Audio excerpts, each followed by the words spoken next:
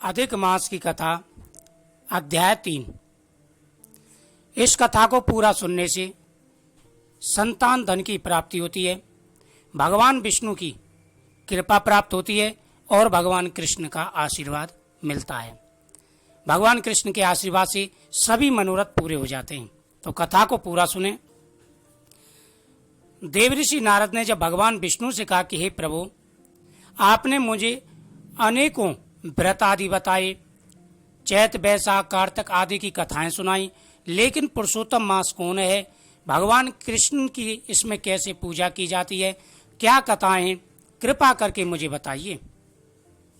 देवऋषि नारद के ऐसा कहने पर भगवान विष्णु बोले कि हे नारद, जो कुछ कृष्ण ने युधिष्ठिर से कहा वही तुमसे कहता हूं।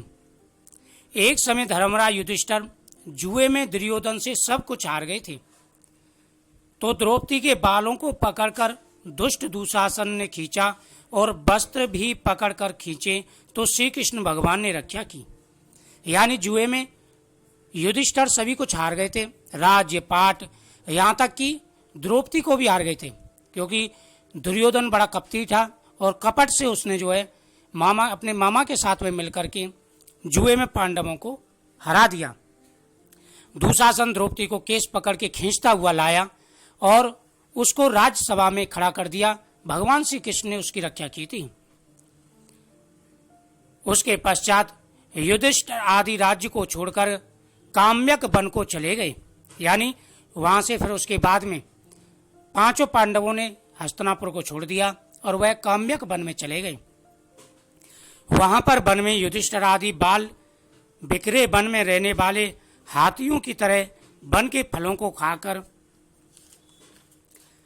दुख को प्राप्त हो रहे थे। एक समय देवकी के पुत्र श्री कृष्ण भगवान उनको दुखी जानकर काम्यक वन में गए। यानी भगवान श्री कृष्ण पांडवों से मिलने के लिए वन में गए। उस समय युधिष्ठिर आदि श्री कृष्ण भगवान को देखकर ऐसे हुए मानो देह में प्राण आ गए हों। वे बड़े प्रेम से मिले और श्री हरि के चरण कमल में नमस्कार किया। भगवान श्री कृष्ण को देख करके प्राणों में, आदमी के देह में जैसे प्राणों का संचार दोबारा हो जाता है, उसी प्रकार से पांचों पांडव बड़े खुश हुए, बड़े प्रसन्न हुए, क्योंकि उनको पता था कि उनका उद्धारक, उनका हित करने वाले भगवान श्री कृष्ण के अलावा और कोई नहीं है। भगवान श्री कृष्ण की वह पूजा करते थे, उनको मानते थे। उन्होंने भगवान श्री कृष्ण के चरण स्पर्श किए और उनको बड़े आदर सत्कार के साथ में बैठाया। द्रौपदी ने भी प्रणाम किया। राजा युधिष्ठिर को दुखी देखकर और ऐसे ही द्रौपदी को भी दुखी देखकर श्री कृष्ण भगवान अत्यंत दुखी हुए।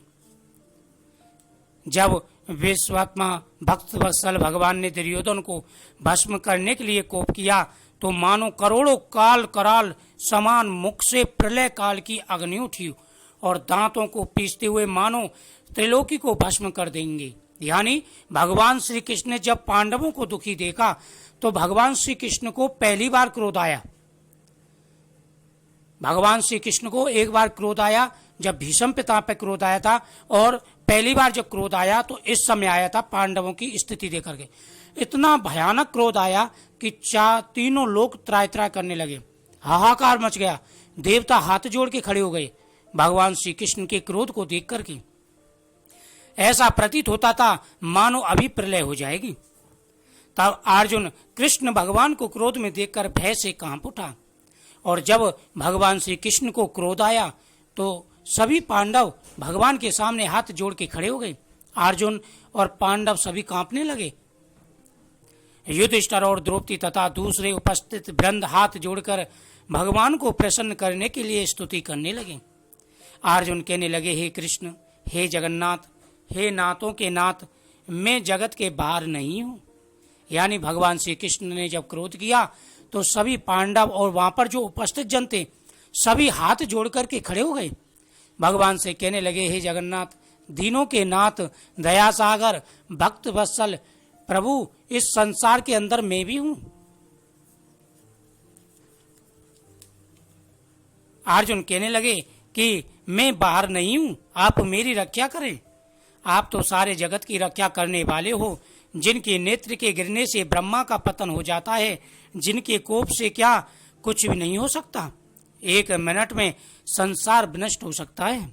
हे तात, हे जगतपते, इस संसार सागर में रहने वालों को आप दुखों को हरने वाले हैं, आप क्रोध ना करें। आपके क्रोध से संसार में प्रलय हो जाएगा। भगवान कहने लगे कि हे नारद जी, अर्जुन ने इस प्रकार कहकर हाथ जोड़कर श्री कृष्ण भगवान को नमस्कार करने लगे। तब श्री कृष्ण भगवान अर्जुन के इस प्रकार की स्तुति वचन सुनकर शीतल हो गए। फिर प्रेम से आकुल व्याकुल होकर युधिष्ठिर आदि से श्री भगवान को बारंबार प्रणाम करने लगे।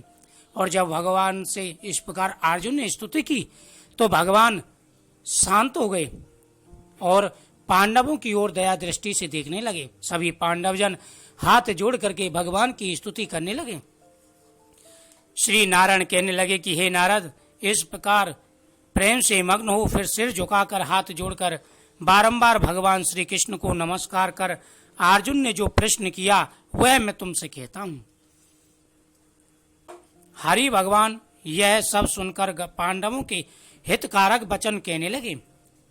भगवान कृष्ण कहने लगे, हे अर्जुन, मेरे वचनों को सुनो और आपने जो अपूर्व प्रश्न किया है सो यद्यपि मैं इसका उत्तर देने को समर्थ नहीं, यह गुप्त प्रश्न ऋषियों को भी कठिन है। जो भी है अर्जुन, मैं तुम्हारी मित्रता और भक्ति से प्रसन्न होकर अत्यंत कठिन उत्तर को क्रम से कहता हूं, सो ध्यान पूर्वक सुनो। हे अर्जुन, कोई समय में संयोगवश अधिक मास आए उसको सब असहाय, निंदक, अपूज्य, मलमास और रवि की संक्रांति से वर्जित ऐसा कहते हैं। मल मास होने से स्पर्श करने योग्य नहीं है, सब कर्मों में निंदित कहा जाता है। इस प्रकार लोगों के से वचन सुनकर वह मलमास कांतिहीन निरुद्योगी दुख से युक्त मेरे पास आया। यानी जब मलमास व्याकुल हो गया, सभी लोगों ने उसको कर्म से हीन समझा, सभी लोगों ने उसका तिरस्कार कर दिया। कोई पूजा पाठ नहीं करता था, कोई दान पुण्य नहीं करता था, क्योंकि यह संक्रांतिहीन मंथ होता है। मलमास यानी स्पर्श करने लायक भी नहीं। इस मास में सभी जो शुभ कर्म होते हैं वह त्याग दिए गए। सभी मासों ने मल मास को अछूता मास कह दिया। संसारिक जीवों ने, संसारिक में जो रहने वाले प्राणी हैं, उन्होंने मल मास को अछूता समझा। ऐसी स्थिति देख करके मल मास से रहा नहीं गया और वह भगवान विष्णु के पास गया। भगवान विष्णु ने उसकी विनती सुनी और वह मलमास, यानी भगवान विष्णु उनसे कह रहे हैं कि वह मेरे पास आया। मलमास भगवान विष्णु के पास आया। भगवान विष्णु सभी देवताओं के साथ में उस मलमास को भगवान श्री कृष्ण के पास लेकर के गए।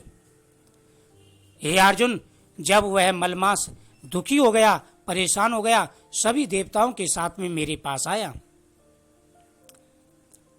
और बैकुंठ में जहां पर मैं निवास करता था, स्वर्ण के सिंहासन पर बैठे हुए देखकर मुझको दंडवत प्रणाम किया और दोनों हाथ जोड़ नेत्रों में आंसू बहाता हुआ इस प्रकार से स्तुति करने लगा।